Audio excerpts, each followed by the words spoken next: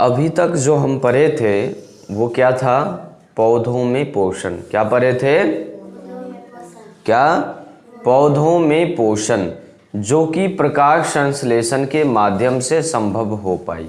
किसके माध्यम से? प्रकाश संश्लेषण एक ऐसी प्रक्रिया थी जिसके माध्यम से पेड़ पौधे आसानी से स्वयं भोजन संश्लेषित कर पाए। ठीक, अब हम जानते हैं कि पेड़ पौधों के अलावा जो जंतु है, हम लोग हैं, जानवर हैं या अन्य छोटे छोटे सूक्ष्म जीव हैं, उनमें पोषण की प्रक्रिया कैसे होती है। क्या जानेंगे? जंतुओं में पोषण। क्या जानेंगे? जंतुओं में पोषण कैसे होता है। किसमें? जंतुओं में पोषण कैसे होता है। तो जंतु हम जानते हैं कि जितना भी जंतु है, मानव है, जंतु है या अन्य सूक्ष्म जीव हैं जिसमें क्लोरोफिल नहीं पाया जाता है, सभी के सभी परपोषी हैं। क्या हैं? परपोषी हैं। और जैसे ही परपोषी है तो वो क्या क्या हो सकते हैं? या तो मृत जीवी, या तो परजीवी, या तो प्राणी समभोजी या प्राणी समपोषी। ये तीन अलग अलग परपोषण के प्रकार हैं जो हम लोग जानते हैं। तो जंतु में जो परपोषी है, आज हम उसके बारे में जानते हैं। एक उदाहरण के साथ जानेंगे कि जंतु जो परपोषी होते हैं उनमें भोजन की कौन सारी सब प्रक्रियाएं जो है सम्मिलित है। चलिए बिना देर किए हुए स्टार्ट करते हैं। क्या? जंतुओं में पोषण। जंतुओं में पोषण जो है वो 4 चरणों में संपन्न होती है। कितने चरणों में? 4 चरणों में संपन्न होती है। पहले चरण में जंतु भोजन को किसी न किसी द्वारा, चाहे वो उसके अंदर मुख रहे या कोई अन्य संरचना रहे, जिसके माध्यम से वह भोजन को अपनी ओर लेता है, अपने क्या स्वयं के लिए अंतर्ग्रहण करता है। क्या करता है? अंतर्ग्रहण। क्या करता है? तो भोजन में जो पहला काम होता है जंतुओं में परपोषण के लिए, सबसे पहली प्रक्रिया क्या है? भोजन का अंतर्ग्रहण। क्या है? भोजन का अंतर्ग्रहण। दूसरा है जब भोजन अंदर चला गया है तो उस भोजन का पाचन। क्या है? जब भोजन अंदर चला गया है तो उस भोजन का क्या रे? पाचन। उस भोजन का पाचन। और तीसरा है कि जब भोजन अंदर गया, पाचन हो गया, तो उस पाचन करने के बाद उसमें जो मटेरियल्स मिला, हमको जो पोषक तत्व मिला, उसका क्या रे? अवशोषण। क्या? यानी कि पचे हुए भोजन से पोषक तत्वों का क्या? अवशोषण, यानी उसके बाद स्वांगीकरण। क्या रे? अवशोषण या स्वांगीकरण। और चौथा है जो अपचा भोजन है, जो पचा ही नहीं, उसका क्या रे? उत्सर्जन, यानी कि बहिष्करण। जंतुओं में परपोषण जो होता है वो कितने चरणों में होता है? 4 चरणों में होता है। पहला पाचन, पहला क्या? अंतर्ग्रहण। दूसरा पाचन। तीसरा स्वांगीकरण या अवशोषण। चौथा बहिष्करण या उत्सर्जन। ये 4 चरण है। एक छोटा सा जीव लेते हैं जो सरलतम सभी जगहों पर पाया जाता है, अमीबा। क्या? एक अमीबा का उदाहरण लेकर समझते हैं जंतुओं में जो है परपोषण किस आधार पर होता है।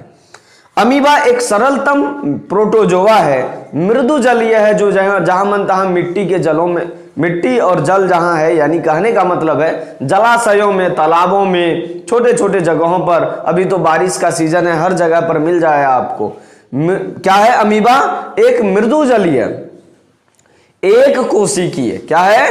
एक कोशिकीय, अनियमित आकार का, अनिश्चित आकार का सरलतम प्रोटोजोआ है। यह प्राणी समभोजी है। क्या है? प्राणी समभोजी है, यानी कि इसमें प्राणी संपोषण द्वारा पोषण होता है, जो हम लोगों में होता है। ठीक, मेढक में होता है। तो अमीबा के बारे में जानते हैं हम लोग कि अमीबा क्या है? एक मृदु जलीय, एक कोशिकीय, अनियमित आकार का, क्या है? सरलतम प्राणी समभोजी प्रोटोजोआ है। क्या है? सरलतम प्राणी समभोजी प्रोटोजोआ है। ठीक ना? कौन रे? अमीबा। क्या? अमीबा। अमीबा एक जगह से दूसरे जगह मूव जो करता है, गति जो करता है, उसमें प्रचलन अंगक पाया जाता है जिसका नाम है कूटपाद। क्या नाम है? तो अमीबा में पाए जाने वाले प्रजनन अंग क्या है? कूटपाद। क्या है? कूटपाद। प्रजनन अंग कहने का क्या मतलब रे? जो जिसके माध्यम से वह गति करता है, एक जगह से दूसरे जगह जाता है, क्या है वो? कूटपाद। क्या है? कूटपाद। अमीबा का जो भोजन होता है वह एक कोशिकीय जीवी होता है, चाहे वो शैवाल का टुकड़ा रहे या डाइटम्स रहे, जीवाणु रहे, बैक्टीरिया रहे या अन्य कोई एक कोशिकीय जीव रहे। जब उसके समीप आता है तो वो उसको पकड़ता है और किस तरह से भोजन की प्रक्रिया संपन्न होती है जानते हैं। देखिए क्या है कि अमीबा में पोषण। अमीबा एक मृदु जलीय प्राणी समपोषी एक कोशिकीय अनिश्चित आकार का क्या है? सरलतम प्रोटोजोआ है। अमीबा एक प्रोटोजोआ है जो सभी जगहों पर मृदु जलों में पाया जाता है। प्राणी समभोजी है। बार बार हमसे ऐसा क्वेश्चन पूछा जाता है। अमीबा एक कोशिकीय है और निश्चित आकार का, इसका कोई आकार नियमित तो नहीं होता है। और अमीबा का प्रजनन अंग क्या है रे? कूटपाद। अमीबा का प्रजनन अंग क्या है? कूटपाद। अमीबा का प्रजनन अंग कूटपाद। और अमीबा का भोजन क्या है? शैवाल के छोटे छोटे टुकड़े, बैक्टीरिया, डाइटम और अन्य कोई एक कोशिकीय जीव, ये अमीबा के क्या है? भोजन। प्रक्रिया क्या है? देखिए एकदम आसान प्रक्रिया है। जब यहां से समझते हैं चित्र के माध्यम से, अमीबा के समीप, ये अमीबा है, अनियमित आकार का है, अनिश्चित आकार का है। अमीबा के समीप जब उसका भोजन जाता है तो ये जो दिख रहा है ना, ये इसका कूटपाद है। क्या है ये? कूटपाद। तो अमीबा के समीप जब इसका भोजन जाता है, चाहे वो कुछ भी रहे, शैवाल, डाइटम, कोशिकीय जीव, बैक्टीरिया, फलना चलना, कुछ भी रहे, तो ये भोजन को दो चारों तरफ से घेरता है। पहले कूटपाद का निर्माण करता है और कूटपाद का निर्माण करके भोजन को दोनों तरफ से घेर लेता है और घेरने के बाद ये भोजन चला जाता है कहां रे? अंदर। कहां चला जाता है? अंदर। जैसे ही भोजन अंदर जाता है उस जगह पर भोजन रसधानी का निर्माण होता है। किसका निर्माण होता है? भोजन रसधानी का। देखिएगा ध्यान से, हम प्रक्रिया समझा रहे हैं। क्या? अमीबा के समीप जब उसका भोजन रहता है तो वह उसके चारों ओर से घेर लेता है। उसको किसकी मदद से? प्रजनन अंग कूटपाद की मदद से। जैसे ही कूटपाद के सिरे मिलते हैं तो आपस में मिलने के बाद भोजन रसधानी का निर्माण होता है। किसका निर्माण होता है?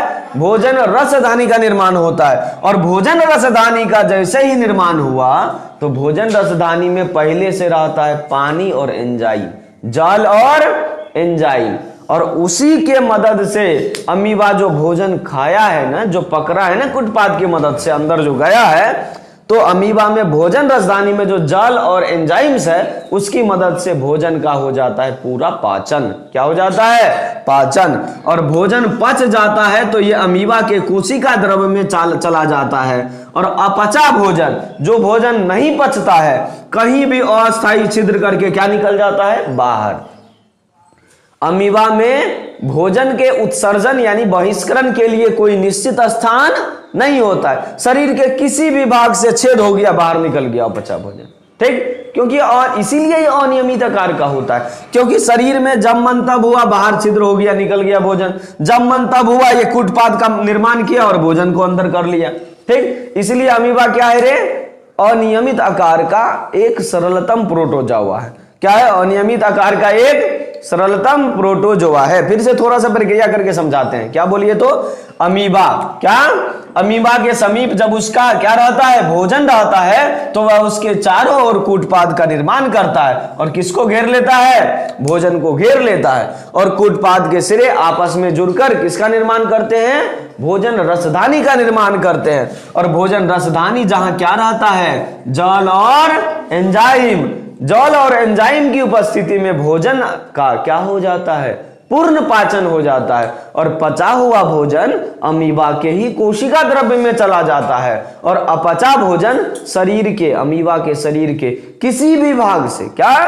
किसी भी भाग से छिद्र होता है और निकल जाता है बाहर। तो इसीलिए अमीबा का आकार भी क्या होता है? अनिश्चित होता है। खाना आया जिधर, उधरे मुंह बना लिया।